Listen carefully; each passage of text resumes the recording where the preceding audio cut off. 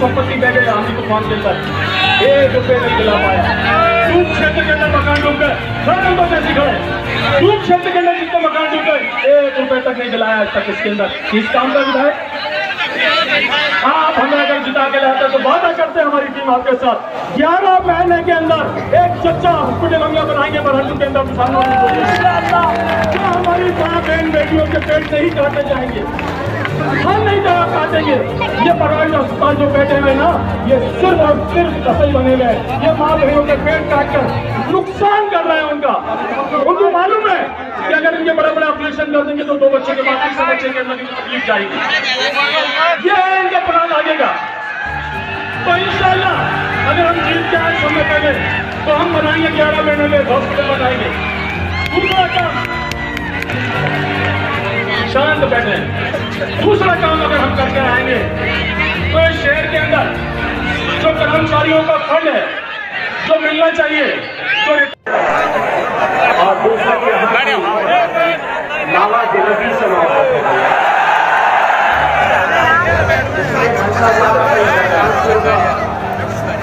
जब वो जीत कर आए औरंगाबाद तो यहाँ के नावा जलेबी जरूर लेकर आए। मैं सबसे पहले तो आप सफेद मफलर वाले साहब अगर बैठ गए तो बड़ा मजा आ जाएगा।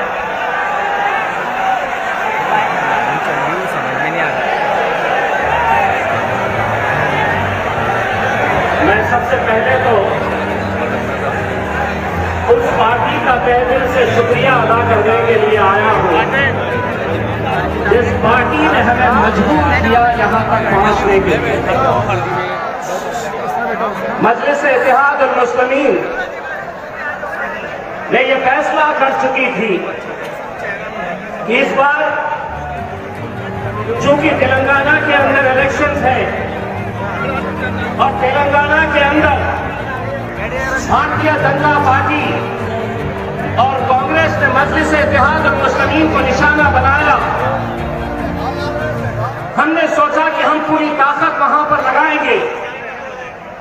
मध्य प्रदेश के अंदर इस बार हम इलेक्शन नहीं लड़ेंगे, ये फैसला किए।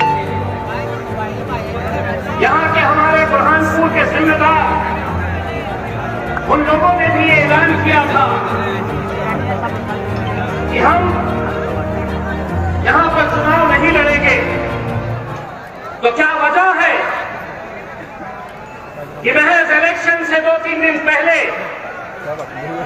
मजलिस इत्तेहाद उल मुस्लिमीन ने यह फैसला किया कि हम मध्य प्रदेश के अंदर इलेक्शन लड़ेंगे। उसकी वजह यह है कि पूरे मध्य प्रदेश के अंदर 230 विधानसभा की सीटें हैं। 230 में से मुसलमानों को जो टिकट दिया गया है वो कितने टिकट दिए गए? तो महज 2 टिकट दिए गए। वो भी उनकी मजबूरी थी कि वहां पर वो सिटिंग एमएलएस थे। जब हमने देखा कि इतनी बड़ी आबादी, इतनी बड़ी तादाद होने के बावजूद भी कई ऐसे चुनावी क्षेत्र के अंदर जहां से आपकी सीट बड़ी आसानी के साथ निकल सकती है अगर आप सिर्फ एक ताकत बनकर खड़े रहे, तो वहां से भी टिकट नहीं दिया गया। यहां के लोगों ने और खास तौर से मजलिस के इत्तेहाद और मुस्लिमीन के हमारे तमाम जिम्मेदारान, मैं उनका तहे दिल से शुक्रिया अदा करता हूं। उन्होंने असद साहब से यह कहा कि साहब अगर बुरहानपुर जैसे इलाके से अगर हम अपना उम्मीदवार नहीं खड़े करेंगे तो फिर कहां से खड़े करेंगे? असद साहब ने मुझे हैदराबाद बुलाया।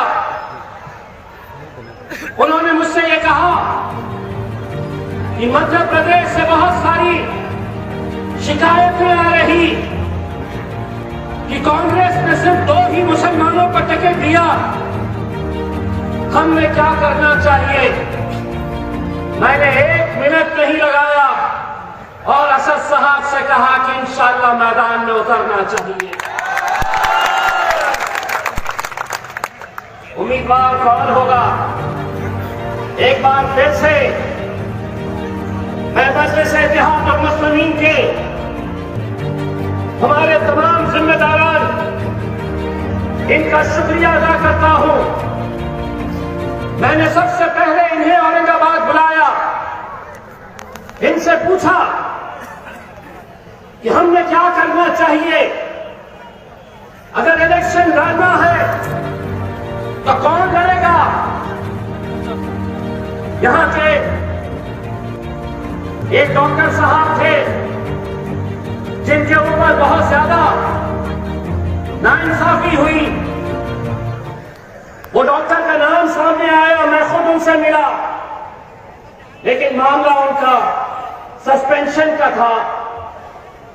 ऐसे हालात के अंदर हमें यह फैसला लेना बड़ा मुश्किल था।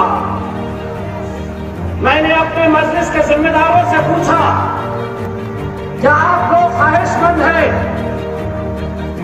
मुझे फख्र है अपने लीडरों के ऊपर। उन्होंने कहा कि साहब आप सड़क चलते हुए आदमी के ऊपर हाथ रख दो, हम उस पर लब्बैक कहेंगे।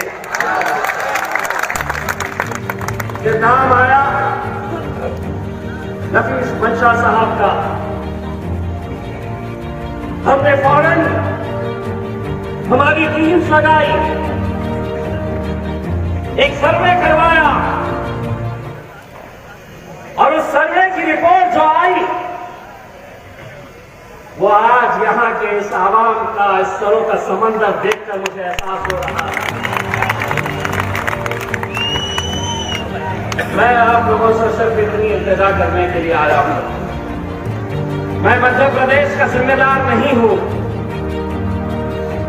मध्य प्रदेश के अंदर मैं सिर्फ एक मर्तबा बुरहानपुर में असदुद्दीन अवैसी साहब के साथ जलसा करने के लिए आया था और यकीनन उस वक्त आप लोगों का जोश देखकर मुझे भी ऐसा लगा था कि कहीं ना कहीं इस कौम के साथ ऐसे इलाकों के अंदर तो इंसाफ किया जाएगा। बुरहानपुर से अगर तुम हमारा नुमाइंदा अगर नहीं दे सकते हैं तो ये नाइंसाफी हम कब तक बर्दाश्त करें? कब तक हम खामोशी के साथ ये सहते रहे?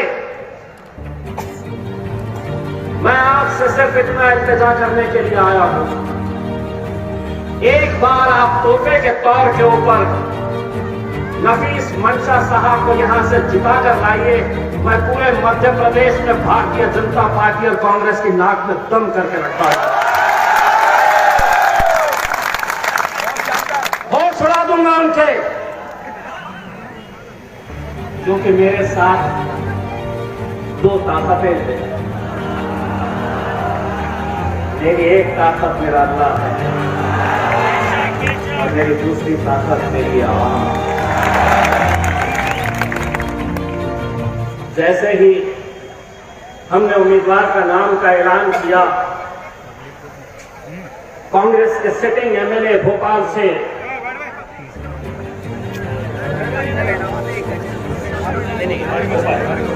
आरिफ मसूद साहब मुझे फोन किए, सिटिंग एमएलए है, और मुझसे कहा कि आप ये बहुत गलत फैसला कर रहे हैं। हम आपसे गुजारिश करते हैं कि मध्य प्रदेश के अंदर आप मजलिस के उम्मीदवारों को मत उतारिए। मैंने कहा और आज एक बार फिर से दोहराता हूं, तुम अलग सियासी जमात के अंदर होगे, लेकिन मैंने ऐलान किया कि भोपाल के जो भले ही कांग्रेस के उम्मीदवार है, वहां मजलिस अपना उम्मीदवार नहीं उतारेगी, क्योंकि आखिर में वो भी हमारे भाई हैं।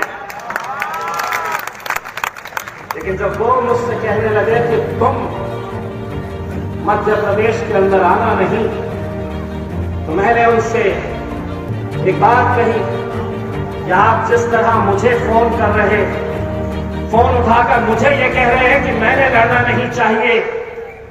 अगर ये फोन आप कमलनाथ को उठाकर करते और कहते कि कब तक ये कौम के हिस्से में 1 और 2 सीट आती रहेगी।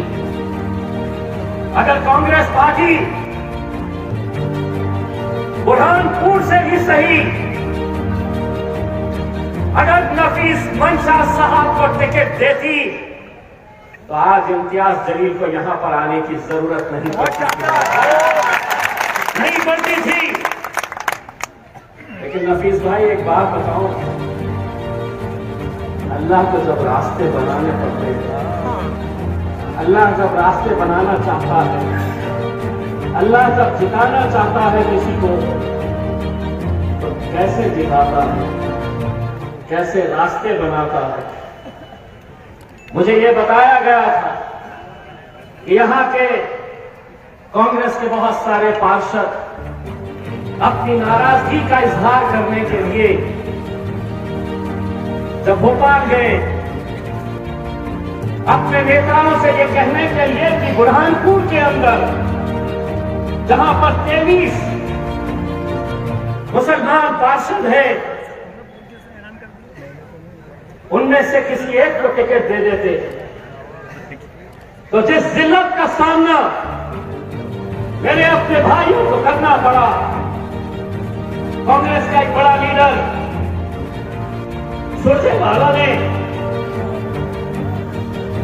यहां तक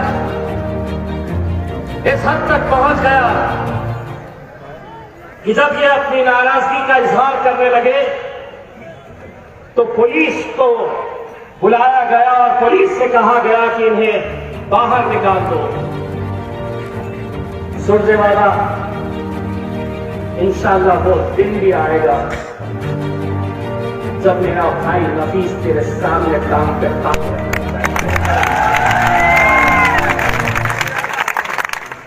जिस मुसलमान क़यादत को तुम खत्म करने के लिए चले हैं, कमलनाथ, वो दिन आएगा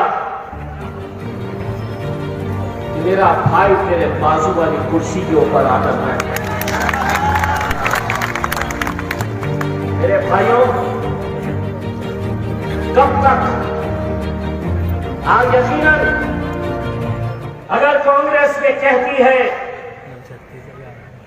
कि हमने लड़ना नहीं चाहिए, तो वही कांग्रेस के बड़े बड़े नेताओं से मैं ये सवाल करना चाहता हूं।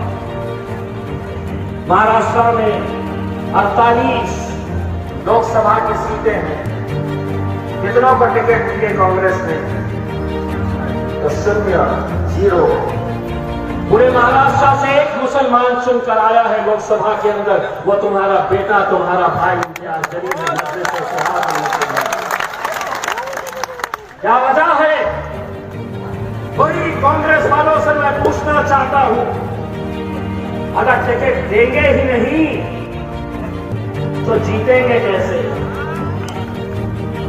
अगर टिकट देंगे ही नहीं तो कहां से हमारी आवाज विधानसभा और लोकसभा तक पहुंचेगी?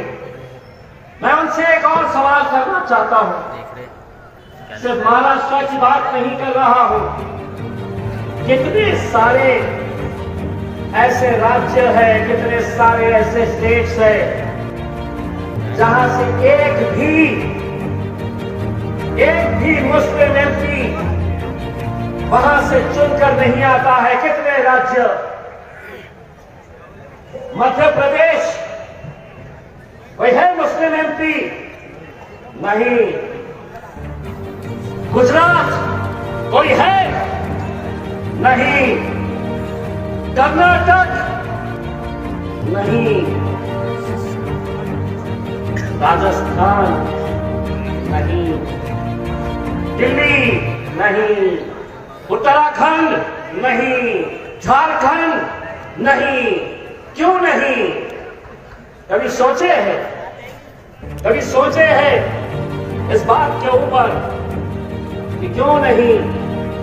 इसलिए कि वो ये समझते आए हैं कि ये जो कौम है, ये जो कौम यहां पर इकट्ठा हुई है, इनका काम सिर्फ वोट देना है।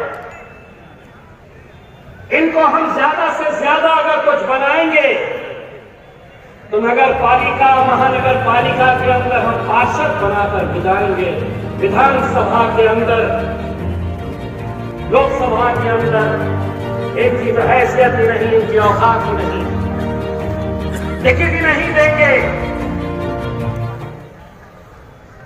इसीलिए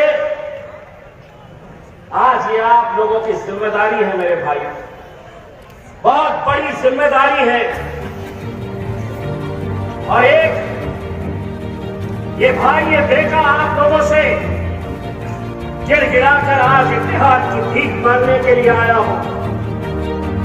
मैंने असद भाई को कहा कि असद भाई, आप भी चले थे बुरहानपुर, मैं भी चला था। उस वक्त नौजवानों का जोश देखकर लगा था कि मैं बुरहानपुर में नहीं, मैं हैदराबाद के अंदर मौजूद। मेरा सर शर्म से झुकने मत देना। बहुत सीना तान कर मैंने बहुत लड़ के उन सियासी जमातों को एक पैगाम भेजा हूं, और उसके अंदर कितना खरा उतरना है यह आप लोगों के हाथ में है। आज आप देख रहे कि यहां पर जो एक सियासी माहौल बना हुआ है, हर एक की नजर है कि कैसे यहां पर नफीस मंशा साहब, इनका क्या चल रहा है। कुछ ही दूरी के ऊपर मुझे बताया गया है कि राजा साहब आए हुए हैं, और सुना वहां पर जो लोग बैठे हैं 300 वाले आए।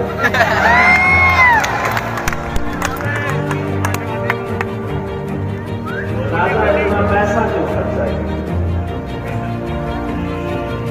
यहीं आ जाना था, हमारे बाजू खड़े हो जाना था। पहले तुम तकरीर करना था, फिर हम तकरीर करते थे एक ही स्टेज के ऊपर से। और जिन सवालों को मैंने उठाया, उस सवालों का अगर जवाब देते तो हम मैदान से हट जाते। लेकिन अगर तुम ये समझ रहे हैं राजा कि ये तुम्हारे गुलाम है, अगर तुम ये समझ रहे हैं कि ये सिर्फ एक रबर स्टैंप है कि हम 5 साल के बाद आते रहेंगे और इनका काम वोट देते रहना है, विधानसभा के अंदर हम जाएंगे, हम बैठेंगे, हमारी सियासत क्या आज तक, वो समझते हैं कि हमारे लीडर, हमारे नौजवान कुर्सियां बिछाने का काम करेंगे, शतरंजियां उठाने का काम करेंगे। एयरपोर्ट के ऊपर वो आएंगे नेताजी तो फूल का गुलदस्ता लेकर आएंगे, इफ्तार की पार्टी रखेंगे, उनको टोपी पहनाएंगे, खजूर खिलाते हुए फोटो खिंचाएंगे, दूसरे दिन अखबार में छपाएंगे और ये बताएंगे कि कितने सेक्युलर हैं। राजा, अगर सभा चल रही है तो सुनो, इतने सालों तक तुम दूल्हे बना करते थे, घोड़ी पर तुम चढ़ा करते थे और बाराती इन्हें बनाते थे। लेकिन अब वक्त बदल गया है राजा,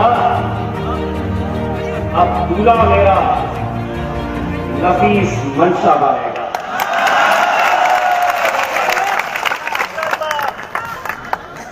घोड़ी पर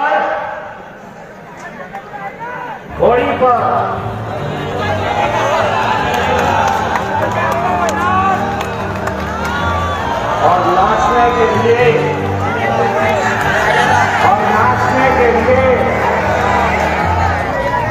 नतीजे कब है? 3 दिसंबर। नाचने के लिए भाजपाइयों और कांग्रेस वालों 3 तारीख तक तुम्हारे पास वक्त है। जबरदस्ती गले में मफलर डाल के इधर उधर घूमो मत। 3 तारीख के दिन मेरा दूल्हा घोड़ी पर चढ़ने वाला है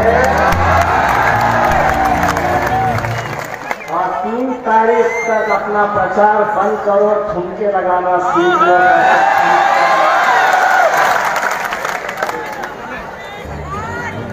बहुत हो गया। और सोचने वाला डरा रहा था, एक हाथ मार कर आए हैं, तुझे एक बात सुन ले। डराया बच्चों को जाता है कि हम वहां आया है। जिस जगह और हम हाजिर हो जाएंगे। एक वीडियो दिखाया गया, मुझे बताया जा रहा है कि बर्तन नहीं लेना, गोदड़ी नहीं लेना, बाल्टी नहीं लेना,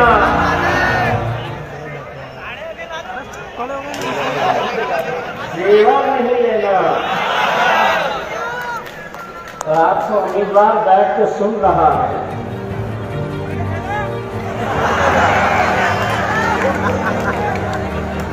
अरे तुम्हारे हाथ में तेजी अगर दिए ना,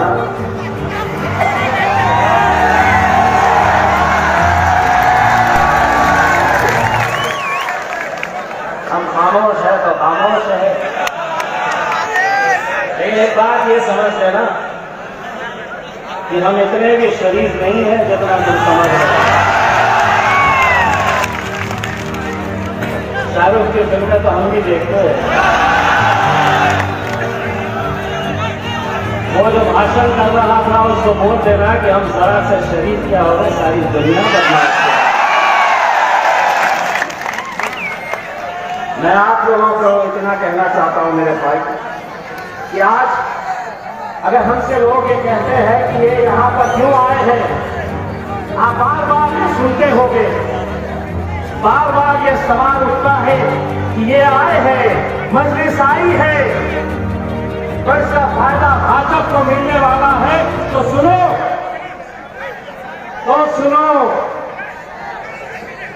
तेलंगाना क्यों गए हो तुम? तेलंगाना की विधानसभा के अंदर 119 सीटें हैं, 119 विधानसभा की सीटें हैं। 101 सीट किसकी है? तो बीआरएस की है, बीआरएस की है, जिसने पिछले कई 40-50 साल से भारतीय जनता पार्टी को वहां पर कदम रखने नहीं दिया। वहां पर आज 119 सीटों के ऊपर भाजपा क्या करने जा रही है? कांग्रेस 119 सीटों के ऊपर पूरा लड़ने जा रही है। पिछले इलेक्शन में कांग्रेस के कितने सीटें हैं? 119 में से 1, 2, 3, 4, 5 सीटें हैं। लेकिन अब जा रहे हैं 119 सीटों के ऊपर लड़ने के लिए। मोदी जी और अमित शाह हैदराबाद में घूम ले रहे हैं। मैं उनको दरखास्त करता हूं, आपके जरिए पूरा हिंदुस्तान है, जाओ वहां पर, हैदराबाद छोड़ दो, वहां पर तुम्हारे पप्पा बैठे हैं।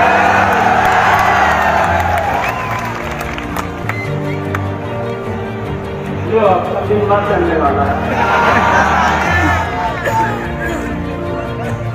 पप्पा बोलेगी तो क्या तेरा कर ले।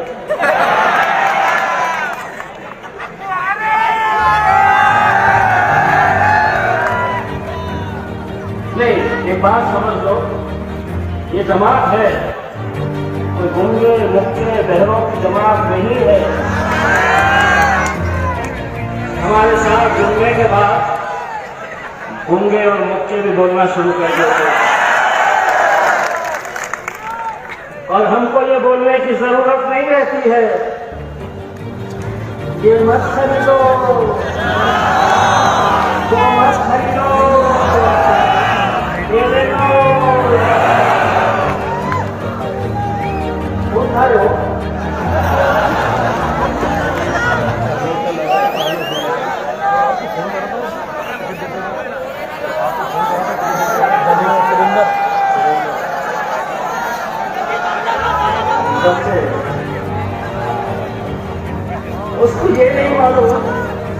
कि 550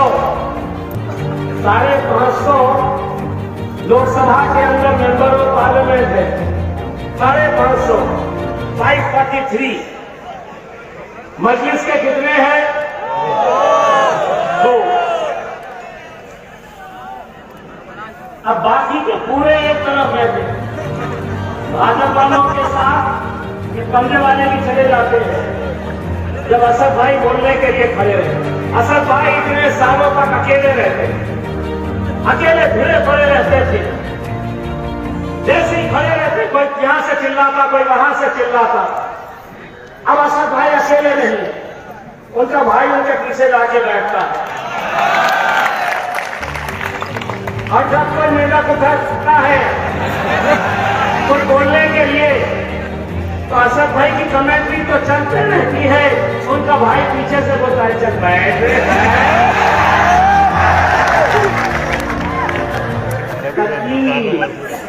तकलीफ किसी बात की है, भाजपा वालों को तकलीफ इसी बात की है कि हम 300 है और ये बोले कैसा करते तुम, ये की हिम्मत। मैं बोला जंगल में कुत्ते बिल्ली कितने हैं देखते नहीं, शेर कितने हैं।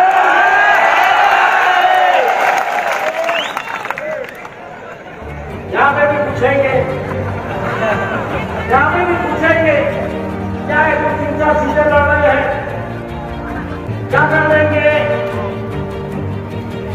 यहाँ पे अगर आपके मंशा साहब जीत कर दिया गए तो क्या कर लेंगे?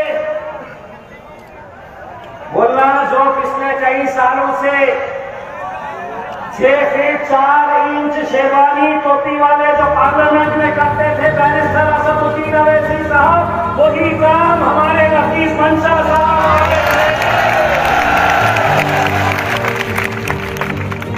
आज हमको ये कहा जाता है कि नहीं मजलिस दूर रहो, मजलिस से दूर रहो, क्योंकि फिरका परस्त जमात है, जातिवादी जमात है, कट्टर है। अरे तुम अगर हमारे साथ इंसाफ करते तो हम क्यों आते हैं? तुम अगर हमारा हक ये देते तो हम क्यों आते?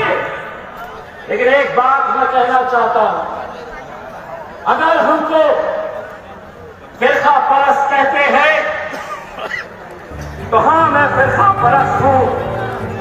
अगर मैं फलस्तीन के छोटे छोटे बच्चों की हत्या देखकर अगर खामोश हूं, अगर उनके लिए आवाज नहीं उठा रहा हूं, तो क्या फायदे की वो जिंदगी?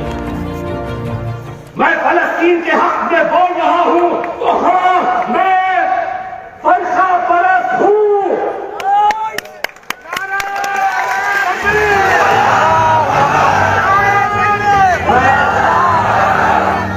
मैं अगर मेरे भाई अखलाक और पहलू खान और न जाने कितने ऐसे नौजवान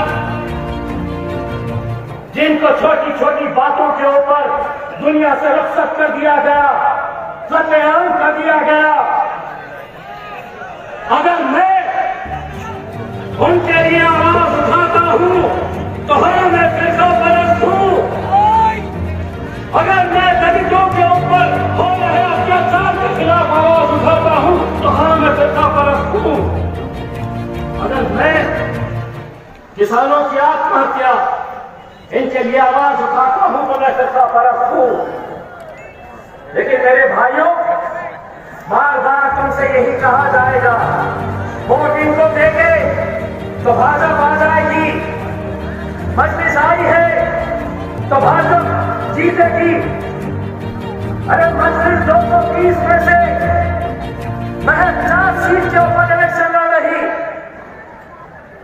अगर तुम 10 सीटों के ऊपर अगर मुसलमानों को नुमाइंदगी देते तो हम वादा करते थे कि हम नहीं आते, क्योंकि हमारी आवाज वहां तक पहुंचाने वाला कोई ना कोई तो रहता।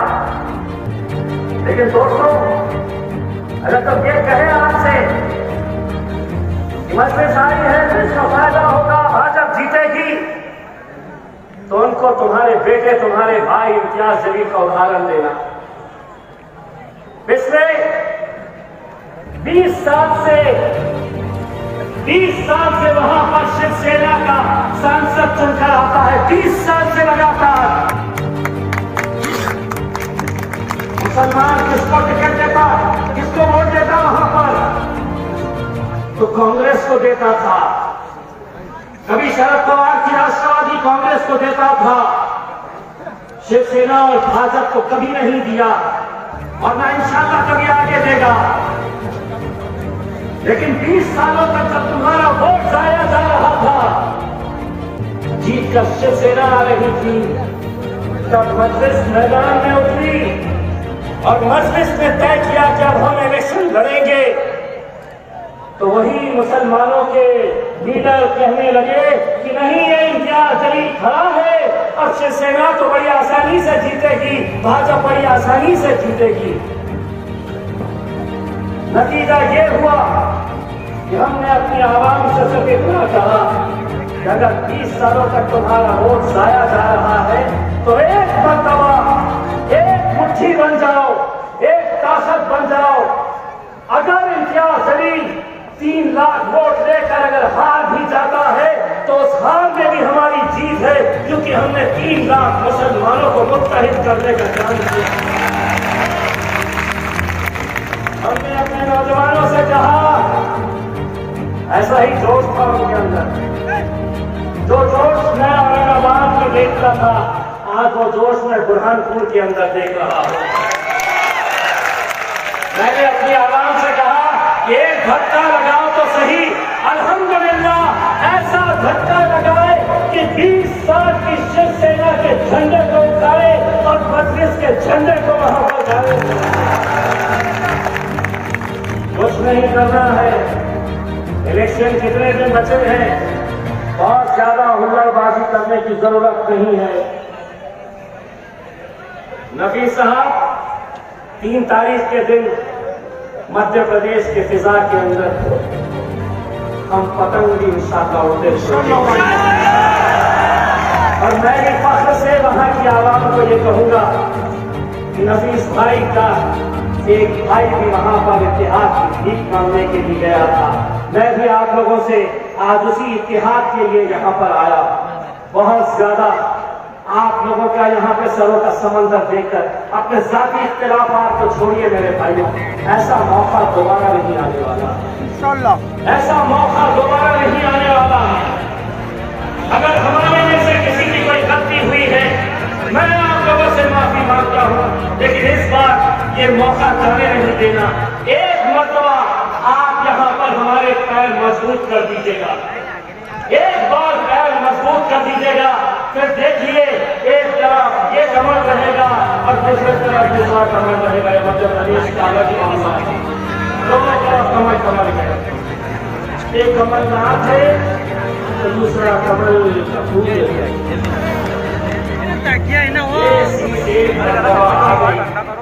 उनको भी समझ में आएगा कि 100 सोनार की इसको बोलते हैं। बस आप लोग, मैं नौजवानों से आप